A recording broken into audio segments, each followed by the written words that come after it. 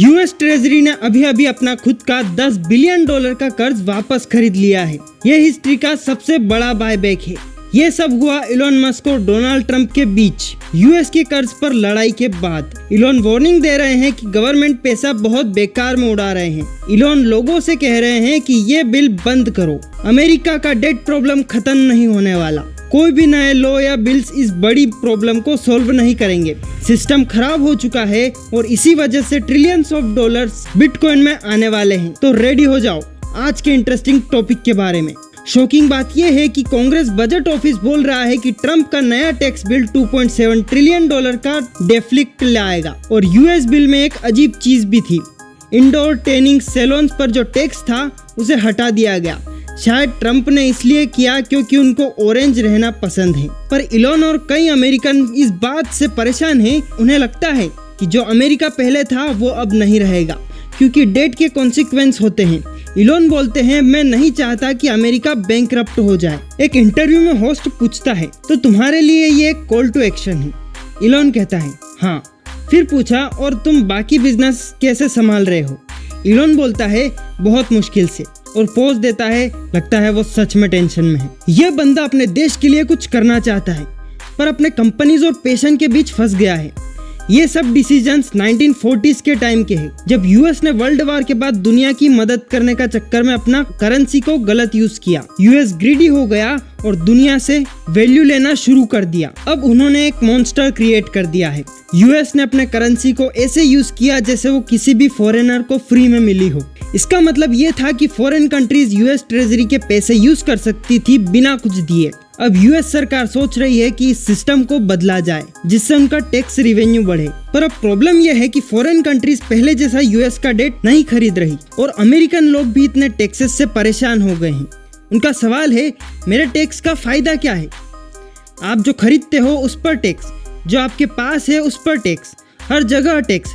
पर गवर्नमेंट वो पैसा किस में खर्च करती है वो आपको पसंद भी नहीं है। इसलिए गवर्नमेंट का साइज कम करना चाहिए और लोगों को अपने पैसे रखने देना चाहिए। और तभी बिटकॉइनर्स बिल्कुल शांत है, क्योंकि हम लोग तो पहले से ही बोल रहे थे कि ये सब होने वाला है।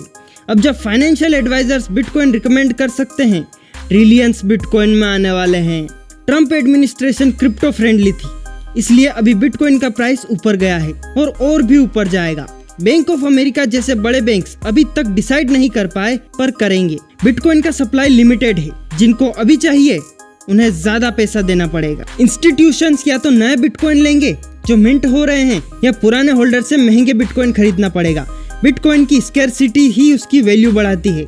इंस्टीट्यूशन अभी भी कम इन्वॉल्व है, इसलिए प्राइस और बढ़ेगा। ये तो सिर्फ शुरुआत है। बिटकॉइन 150,000 या $200,000 तक जा सकता है। होल्डर्स अपना बिटकॉइन नहीं बेचते। स्मार्ट होल्डर्स अपना बिटकॉइन सेल नहीं करते, बल्कि लोन लेते हैं इसके अगेंस्ट। बिटकॉइन किसी पेशेंट इंसान जैसा नहीं है, ये न्यूयॉर्क की उबर ड्राइवर जैसा है। अगर आप वक्त पर नहीं आए तो निकल जाएगा। अगर आप बिटकॉइन में टाइम पे नहीं आए तो वो आपका इंतजार थोड़े ना करेगा। जब बिटकॉइन मूव करेगा तो एकदम फास्ट करेगा। आपको रेडी रहना होगा क्योंकि सब कंफ्यूज होंगे और बिटकॉइन तुरंत ऊपर चला जाएगा। और इसके लिए बहुत ज्यादा पैसा नहीं चाहिए। उबर के सीईओ ने भी कहा कि बिटकॉइन सिर्फ वैल्यू स्टोर नहीं बल्कि प्रैक्टिकल यूज भी रखता है। लोग अलग अलग ओपिनियन रखते हैं पर बिटकॉइन एक प्रूवन असेट है। जॉर्ज जैम पूछते हैं, इतना पैसा बिटकॉइन में आएगा कहां से? तो जवाब है बड़े एसेट मैनेजर्स से, जैसे केलोमोस, Morgan Stanley, UBS, Wells Fargo. सब बिटकॉइन में इंटरेस्ट ले रहे हैं। पहले कोई बैंक बिटकॉइन के बारे में बात नहीं करता था, पर अब धीरे धीरे सब इन्वेस्ट करना चाह रहे हैं। जैसे फ्रैंकलिन टेम्पलेटन के लोग कह रहे हैं कि अगर पोर्टफोलियो में थोड़ा सा बिटकॉइन ऐड करोगे तो पूरा परफॉर्मेंस इंप्रूव हो जाएगा। थोड़ा सा बिटकॉइन ऐड करना भी बहुत बड़ा इम्पैक्ट लाता है आपके पोर्टफोलियो पर।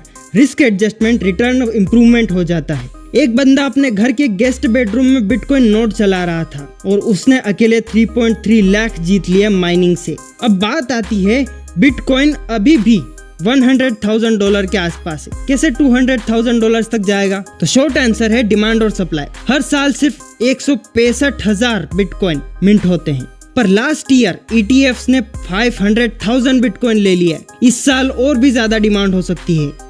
कॉर्पोरेट और गवर्नमेंट भी बाय कर रही है। डिमांड ज्यादा है, सप्लाई कम। ट्रेन रुकने वाली नहीं है। 2025 का $200,000 का प्रेडिक्शन अब और स्ट्रॉन्ग लग रहा है। कई गोल्ड कंपनीज अपना गोल्ड बेचकर बिटकॉइन ट्रेजरी बना रही है। सब सिग्नल्स क्लियर है और अगर आप अभी भी नहीं समझ पा रहे हो तो इस चैनल को देखते रहो, धीरे धीरे समझ जाओगे कि बिटकॉइन बेस्ट जगह है अपना पैसा रखने के लिए अगले 10 साल के लिए। और इस वीडियो में एक छोटा सा डिस्क्लेमर, अपना पैसा कहीं भी इन्वेस्ट करने से पहले एक्सपर्ट की एडवाइस जरूर ले लेना।